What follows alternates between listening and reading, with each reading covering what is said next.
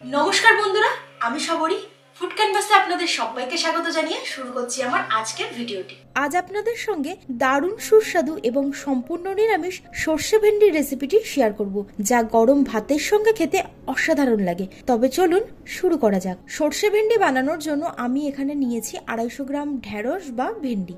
বাজার থেকে ঢেঁড়সগুলো কিনে আনার সময় একটু চেক করে নেবেন যেন এগুলো কচি থাকে। এই যে ঢেঁড়সের নিচের যে অংশটা আছে, মানে সরু যে অংশটা আছে, সেটা আঙুল দিয়ে একটু চাপ দিলে দেখবেন সেগুলো ভেঙে যাচ্ছে, আর যদি ভেঙে যায় তাহলে বুঝতে হবে এগুলো কচি আছে।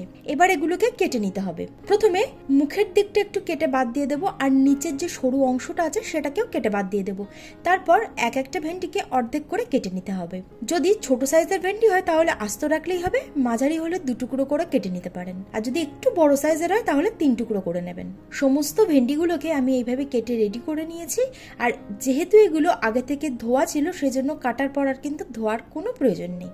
এখানে একটা বাটির মধ্যে আমি নিয়েছি টমেটো পেস্ট। টমেটোটাকে আপনারা চাইলে গ্রেট করেও দিতে পারেন। এখানে একটা বড় সাইজের টমেটো আছে। এর মধ্যে দিয়ে দিচ্ছি 1/2 চা চামচ হলুদ গুঁড়ো আর 1/2 চা চামচ লঙ্কা গুঁড়ো। ঝালটা নিজেদের স্বাদ অনুযায়ী ব্যবহার করবেন। এবার মশলাটাকে টমেটোর সঙ্গে খুব ভালোভাবে মিশিয়ে নিতে হবে। তো মশলাটা এখানে রেডি হয়ে গেছে, এটাকে সাইডে রেখে দিলাম। একটা মিক্সিং কন্টেনারের মধ্যে নিয়ে নিচ্ছি 2 টেবিল চামচ হলুদ সর্ষে। আপনারা চাইলে কালো সর্ষে দিতে পারেন বা হলুদ আর কালো মিশিয়েও দিতে পারেন। আর দিয়ে দেবো 1 চা চামচ পোস্ত।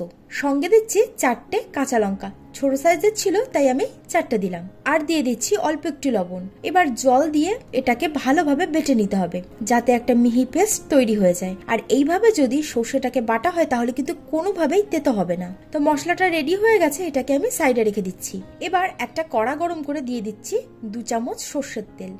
তেলটা গরম হয়ে যাওয়ার পর কেটে রাখা ভেন্ডিগুলোকে এর মধ্যে দিয়ে দিলাম। স্বাদ মতো লবণ দিয়ে দিচ্ছি, আর দিচ্ছি 1/2 চা চামচ হলুদ গুঁড়ো। এবার লবণ আর হলুদটাকে ভালোভাবে মিশিয়ে নিয়ে মিডিয়াম ফ্লেমে রেখে ভেন্ডিগুলোকে ভেজে নিতে হবে। এই সময় ভেন্ডিগুলোকে যদি খুব ভালোভাবে ভেজে নেওয়া যায় তাহলে কিন্তু এই সর্ষে ভেন্ডির টেস্টটা অসাধারণ আসে। সমস্ত ভেন্ডিগুলো ভাজা হয়ে গেছে। এবার এগুলোকে তুলে একটা পাত্রে রেখে দিলাম। এবার ওই একই কড়ার মধ্যে দিয়ে দিচ্ছি আরো 1 টেবিল চামচ সর্ষের তেল। তেল গরম হয়ে যাওয়ার পর এর মধ্যে ফোড়নের জন্য দিচ্ছি 1 চা চামচ কালো জিরে আর একটা শুকনো লঙ্কা। লঙ্কাটাকে একটু ফাটিয়ে দিলাম। এবার ফোড়নটাকে লো ফ্লেমে রেখে কিছুক্ষণের জন্য ভেজে নিতে হবে। মশলাটা ভেজে নেওয়ার পর এর মধ্যে টমেটো আর মশলার পেস্টটা আমি দিয়ে দিচ্ছি, আর সঙ্গে বাটিটা ধুয়ে অল্প একটু জল দিয়ে দিলাম। সঙ্গে স্বাদ মতো লবণ দিয়ে দিলাম। এবার মশলাটাকে খুব ভালোভাবে লো টু মিডিয়াম ফ্লেমে রেখে কষিয়ে নিতে হবে, যাতে মশলা আর টমেটোর কাঁচা গন্ধটা একদমই না থাকে। মশলাটা কষিয়ে নেওয়ার পর এর মধ্যে দিয়ে দিচ্ছি সর্ষে, পোস্ত আর কাঁচা লঙ্কার পেস্ট। যেহেতু এর মধ্যে সর্ষে দেওয়া আছে তাই খুব বেশি কষিয়ে নেওয়ার প্রয়োজন নেই, অল্প একটু নাড়াচাড়া দিয়ে নিলেই হবে। এবার আমি এর মধ্যে পরিমাণ মতো গরম জল দিয়ে দিচ্ছি। তো মিক্সিং কন্টেনারটাকে ধুয়ে একটু জল দিয়ে দিলাম। এবার ভালোভাবে নাড়াচাড়া করে মিশিয়ে দিচ্ছি। ফ্লেমটাকে মিডিয়াম টু হাইতে রেখে গ্রেভিটাকে ফুটতে দিতে হবে। এখানে আমি গ্রেভিটাকে 2 মিনিটের জন্য ফুটিয়ে নিয়েছি। এবার এর মধ্যে দিয়ে দেবো স্বাদ অনুযায়ী চিনি। চিনি দিতে অপছন্দ হলে এটাকে স্কিপ করতে পারেন, তবে নিরামিষ রান্নায় একটু চিনি দিলে কিন্তু টেস্টটা ব্যালেন্স হয়। এবার ভেজে রাখা ভেন্ডিগুলোকে দিয়ে দিতে হবে। ভেন্ডিগুলো দেওয়ার পর কিন্তু খুব বেশিক্ষণ আর রান্না করার প্রয়োজন পড়ে না। তো ভালোভাবে নাড়াচাড়া করে নেওয়ার পর 3 থেকে 4 মিনিটের জন্য মাঝারি আঁচে রান্নাটা করে নিতে হবে। 3-4 মিনিট পর ভালোভাবে একটু নাড়াচাড়া করে দিলাম। এই সময় ভেন্ডিগুলো খুব ভালোভাবে সিদ্ধ হয়ে গেছে।